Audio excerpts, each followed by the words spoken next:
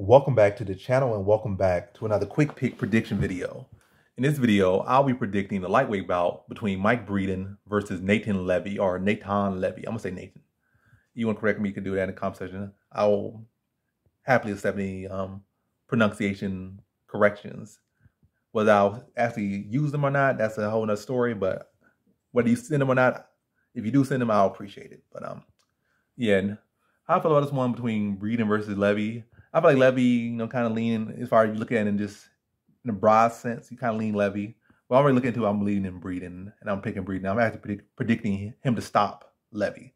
And for the people that will be like, oh, you speak fast or this or that, or you mumble or whatever the case may be, can you clearly hear me? Can you clearly hear me? I'm speaking English, slow, concise, etc. Can you hear that? And if you're really going to have something to say about that right now, then you're clearly the problem. But hey, y'all want to tune in or not tune in? The picks been coming through; they've been solid. So you kind of maybe you ain't right in the head. You worry about, oh, you don't say it this way, you don't say it that way. But at the end of the day, would I make a 200-hour video or a 1-second video?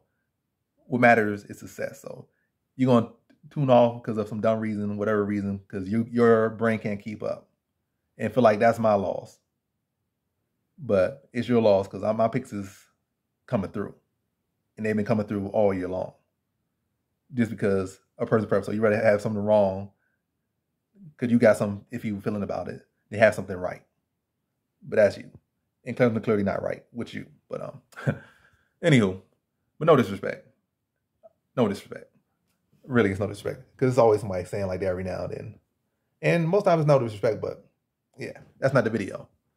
But hey, I guess that's mumbling. But anywho, with Breeden versus Levy, I feel like this one, I don't like Levy. I never really like these guys that's out there that's throwing a bunch of flashy kicks, don't got no hands really, in takedowns.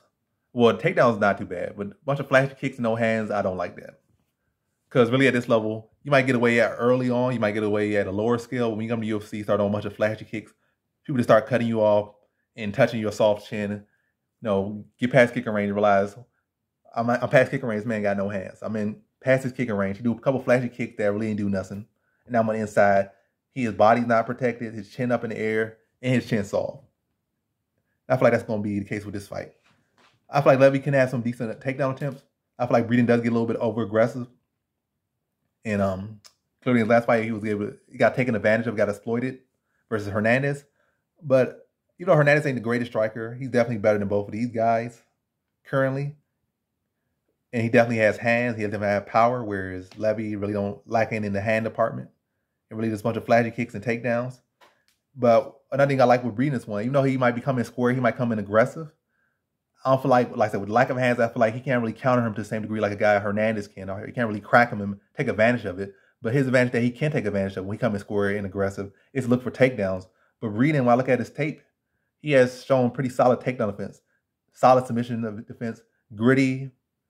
Like I said, if he gets in some bad position, he will battle out of it. Like with the dag, he'll die on his sword, die on his sword and shield and battle for every single position. Like he'll defend those takedowns pretty good. Like I said, he might come in square, he'll give you an easy entry to the takedown, and you'll get in there deep, but that man will literally fight the takedown, force those underhooks in and stuff that takedown. So the man's very good at stuffing takedowns. So I feel like Levy might have had some takedowns. Even if he gets him down, he scrambles well, get back to his feet well. So I really feel like case going to be Levy might get a takedown in here. He probably will. Probably get a takedown or two, maybe. But I feel like, ultimately, I feel like Breeden will be able to address the wrestling of Levy. And more so, it's going to wear him down, be able to close that gap, rip him to the body, rip him up top, close that gap. So, he enters the inside range, enters the boxing range and not the kicking range. And maybe those some kicks, probably take some, catch some of those kicks and just come right back in there and just start pressuring Levy. And Levy's gonna crack underneath that pressure, I feel. Like he's gonna constantly be in there, pepper him up, pop him with jab in the face, rip him to the body, come up top with some hooks. And you start to see Levy get cracking. Levy does have a questionable chin and questionable durability. I feel like Breeden will put him out, and I feel third round, like a very competitive fight. But ultimately, Breeden's pressure will crack.